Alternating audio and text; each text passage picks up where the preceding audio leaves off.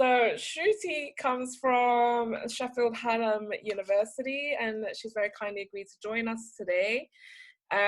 So you are doing research on auxetic materials at the Department of Materials Engineering. So Shruti was made it through as a finalist at the Vitae 3-minute thesis competition in September last year, and won the judges prize. Is that the title? Yeah. Is that what it's called? Yeah. So maybe you could start by just telling us a little bit about your research as well, and then I'll shoot. Yep. So before everything, I'm just going to apologize. My internet's a bit laggy, so I might get stuck. So just send me just type it out in the chat if I'm stuck. So apologies. But yeah, so I am at Sheffield Hallam in the Materials and Engineering Institute, and it is auxetic materials that I'm working on. The entire screen is stuck right now, so I have no idea if you can hear me. But I can hear you. to explain, okay, great. So to explain what auxetics are, I always start by explaining the opposite of what they are. So I've got my hair tie here to start with because I don't have samples with me. But essentially, if you think of a rubber band or a hair tie, or essentially most materials like your t-shirt or whatever, and when you stretch it, it becomes thin, and you can see that quite clearly in that example. So that's normal materials, right? Auxetics do the exact opposite, and I don't have a sample, but when you stretch them, they actually get fatter, and when you compress them, they become thinner. Now, that is quite unusual, and it's not what you'd expect. It's counterintuitive, and that's actually great for me for public engagement because it gets people intrigued. Like, what do you mean it gets fatter when you pull it? But in addition to being exciting and unusual from a scientist and engineering perspective, it has quite a lot of benefits and advantages and applications. So what my work looks into is developing such a material, but down to the molecular level, essentially making a new material that behaves this way, but intrinsically. And I am partly sponsored by an international tire company. So tires, of course, are rubbers. But as I've explained, this material is the opposite of rubber. And that is the biggest challenge in my PhD, is I'm actually making a rubber anti-rubber with the in additional benefits that it has. So that Oh dear, you're stuck. is sort of what I do, and I don't do any experimental work, so I do a lot of modeling. So I don't do any experimental work, but I do modeling mostly and designing these materials. That's basically what I do. Okay, great. Can you hear us? Yeah, I can. Yeah. So sorry. No, you're okay. You freeze for a few seconds, but you're mostly okay. So this question might overlap a little bit with Will and Gianpaolo, but I was quite impressed by how technical your research is, especially when I heard your 3MC presentation, and deals with quite a lot of actually really specific jargon and terms, like even the term auxetic needs quite a lot of explanation.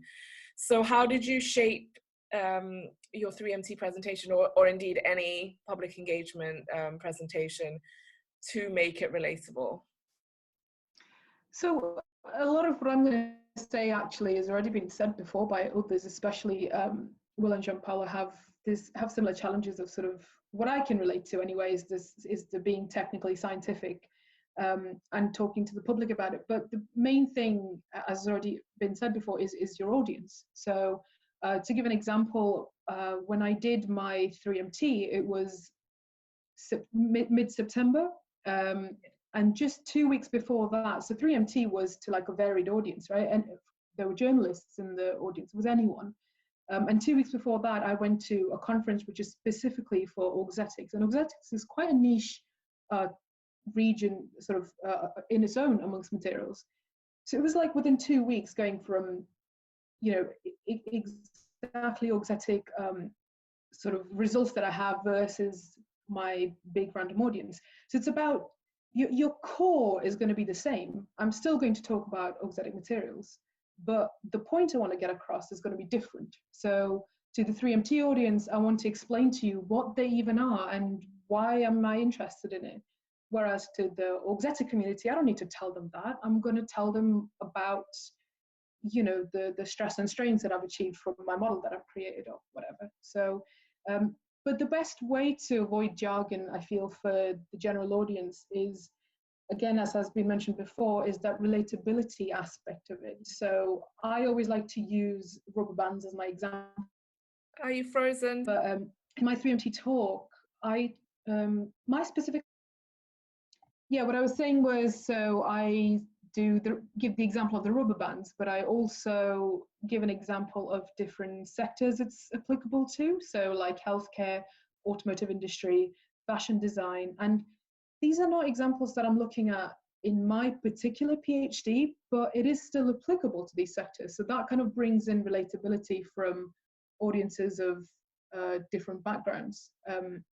So that's quite key. And obviously you practice, but one very important aspect, I think, is getting feedback from people who are sort of similar to your audience. So if I'm going to be talking to children, the best way to get this is to get feedback from either a child or someone who's completely not related to your topic at all. In my case, it's my partner or my mum. You know, they are pretty key people to give you proper feedback from a non-expert's perspective, and do take that feedback on, because tunnel vision is something I personally experience. A lot of us probably do. It's so clear to me what I'm talking about because, you know, it's my work. But for someone else, they might not fully understand my example. So that's really helpful. I attended a public engagement workshop last month where I met a biologist who spends a lot of time looking down microscopes and doing very technical lab work. And she said she struggles with being able to communicate with people the relevance of this lab work. And she says a lot of people like, oh, you know, there you are just like looking down your microscope, like who cares? Like, what does that, how does that actually matter out in the real world? And I've heard some scientists say that, and I wondered if you'd ever encountered that and how, I mean, I know you've talked a little bit about how to make it relevant, but yeah, you know, communicating that in a way that makes people almost care and want to invest in it can be challenging. Yeah, I agree. So I have done quite a few public engagement events with very different audiences. So one thing I've done twice now, it's been cancelled this year unfortunately, is we hold a stall where it's for all like children of Sheffield, so school kids. And quite frankly, what I do is modeling, you know, things on a computer, and it's not very exciting for a kid, to be honest, but you do want them to be interested in what you do, because you know it's at the end of the day quite important to you anyway. So what I do is try and find something that they will find exciting. Now I think a rubber band is quite exciting personally, but a 10-year-old might not. So one example I use with them, which works in my particular thing, is a Hoberman sphere, which some of you may have played with. But the idea is to find an example that they can get excited by. When they start playing with it, it's that interaction that is also, I think, quite key and useful for them to remember and take back. They might not necessarily remember every single thing you've told them, but it does stick in their minds that they've seen this Hoberman sphere and they saw a scientist, and there's some sort of relation that might get them excited about it or something. I don't know if that answers. Yeah, I think I also remember you using the example of Nike trainers in your presentation. Yep. Yeah, So everybody wants to talk about trainers, right?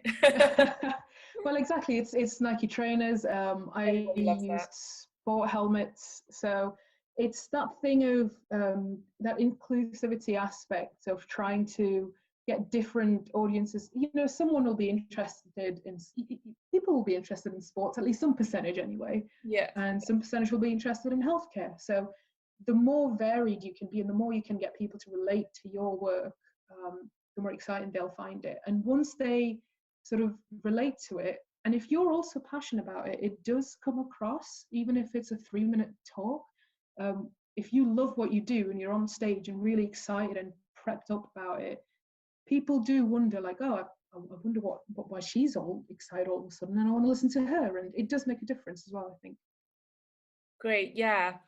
No, absolutely. Passion is a huge thing. I think it really is. It's quite infectious. I think people do take an interest if you're interested. It's that classic thing of like, how do you get people excited about something if you're not excited about it, Yeah. right?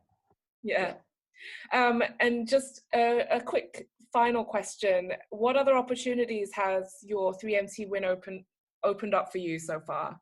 I mean, I know it's only been about 6 months, but Yeah, well, so obviously this, I'm here because of the 3MT win, but in addition to this, I have been invited to a couple other conferences, but not necessarily for my work, but to talk about 3MT public engagement and tips on good presentation techniques and that sort of stuff, which I've never done that before.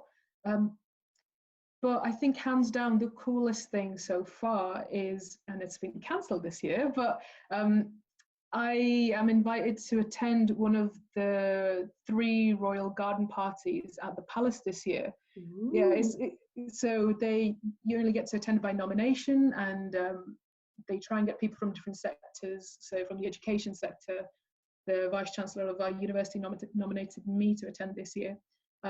It has been cancelled, but they are inviting the same guest list next year, thankfully, so that's good, because you can only go once. Even if you're nominated again, you can't go back. So yeah, that's something really cool that I've been invited to. That's really cool. I think it's yes. what Crystal was saying as well, about that you never know what kind of contacts you make, what kind of connections, and what other opportunities can arise from doing one little event, basically. Absolutely, and I wouldn't have been nominated by the VC if it wasn't for this, and also meeting him because of this. And you know, I don't know who else I might meet at the garden party, and you know, it snowballs. Yeah,